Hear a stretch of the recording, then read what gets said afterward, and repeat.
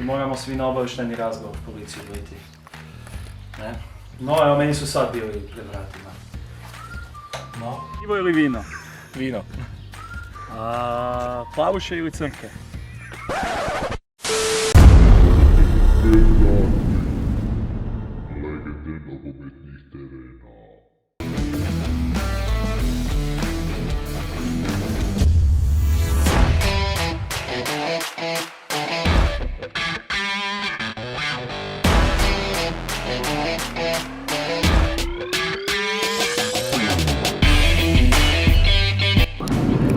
Pozdrav svima, evo vozimo se ovdje na cesti, 8 sati je ujutro, idemo iznenaditi jednog našeg člana.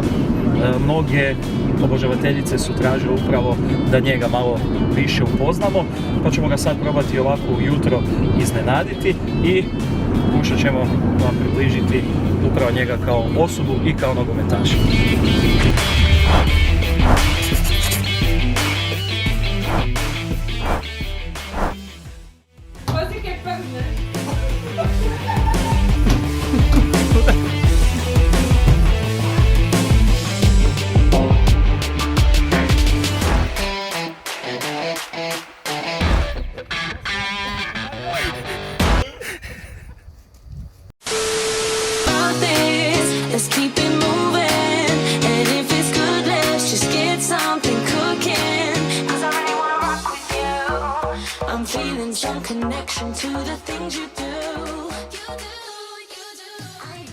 Došli smo na radno mjesto i mjesto stanovanja našeg danas glavnog aktera.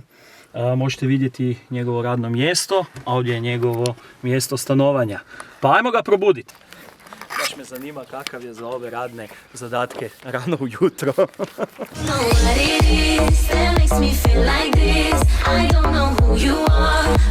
Hoće otvori vrata.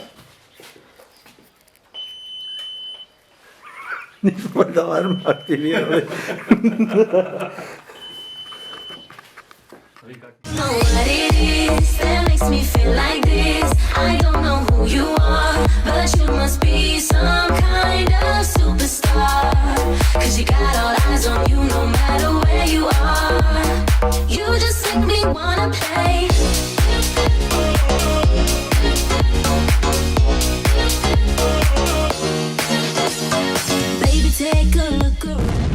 Evo ga, mi smo ovdje sa našom zvijezdom u našoj ekipi.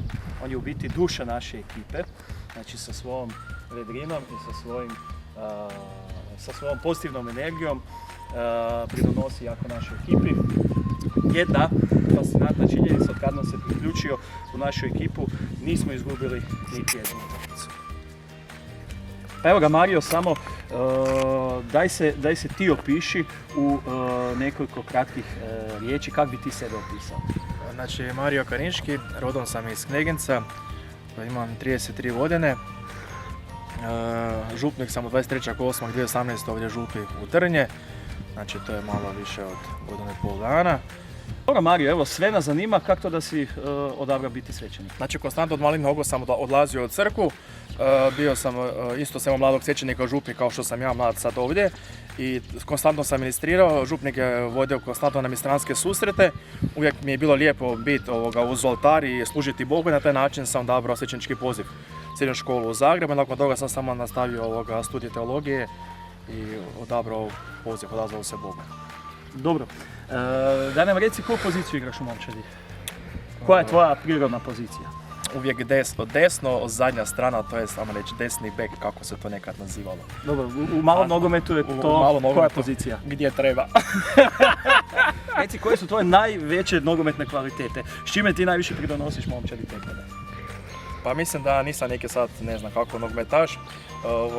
Mislim da ovo naše druženje, ova duhovna strana, više meni i ekipe pomaže nego moja reći nekakva nogometna sposobnost. Evo, brzo se snađi. Hop, primi loptu. Hopa, hop, hop. Može, evo druga. Hop. Prsa, hopa. Hopa. Da li imaš možda neko svoje onako geslo, nešto što je upečatljivo baš za tebe i za tvoje misli? Jest, znači svaki mladomisnik mora izabrati svoje mladomisničko geslo. Znači ja sam odabrao Psalam 56, 10 redak B. a to je točno, znači ovo sigurno znam, Bog je uz mene. Znači, pošto sam ja vedra pozitivna osoba od početka, od kako znam za sebe, tako da i na taj način sam ja usmjerio svoje misli prema dragom Bogu, bez njega ništa nije nemoguće i uvijek kada negdje zapne u životu, bilo privatno, bilo duhovno u župi, ovo sigurno znam, Bog je uz mene. Vidimo da nam je Mario odličan govornik i sigurni smo da ljudi sa zadovoljstvom dolaze na njegove mise, ali mi ćemo ga izazvati malo i u nekim nogometnim izazovima, pa da vidimo kakav je tu. Pa daj Mario, ajde, za sve nas opiši nam kako onda tebi dan izgleda, znači od trenutka dok se prebudiš. Objasni nam i kamo baciš treninge s loptom, da budeš bolji, efikasniji igrač za ekipu Petrgrad, pa daj nam malo to, evo ga. Fabulu svog dana opiše. Pošto sam ja jutarnji tip, svako jutro se probudim negdje oko 6, obrano ustanem iz kreveta. Znači mise imam većinom prije podne, ujutro u 7:30, krećem s misom, prije toga naravno moja jutarnja molitva oko svećenika. Nakon mise ili ne znam, nešto radimo oko župne crkve ili kosimo travu, sad trenutno smo u sanaciji kapljane vlage u našoj župnoj crkvi, pa smo i zvonar, ja i još par dečki malali crkvu, pa smo protski podrezali. Naravno, djeca, vjeronauci, svaki dan je zapravo drugačiji, nijedan dan nije isti. Evo, ja bih izazvao Marija u jednom izazovu. Ovaj izazov se zove takozvani podomački guzoštop. Na koji način se radi? Primjerit ćemo loptu našom stražnicom, čutnut ćemo loptu gore i napravit ćemo štopanje guzom. Oba! Znači, ova je najveća prostorija u našem župnom uredu. Znači, u ovoj prostoriji se manje-više odvija sve.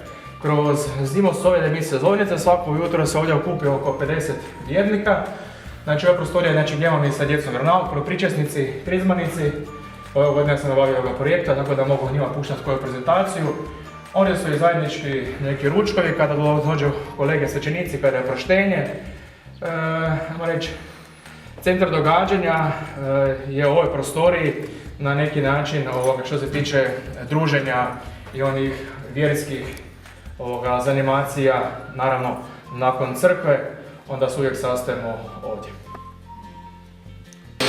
Crkva je iz 1846. godine.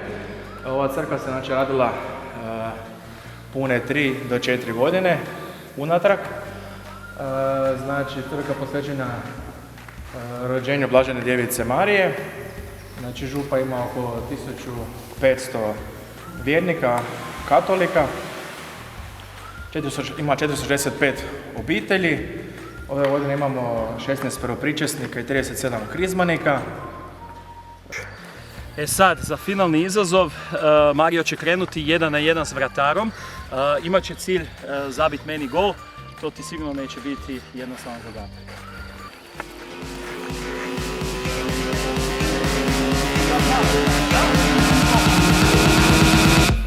Don't will my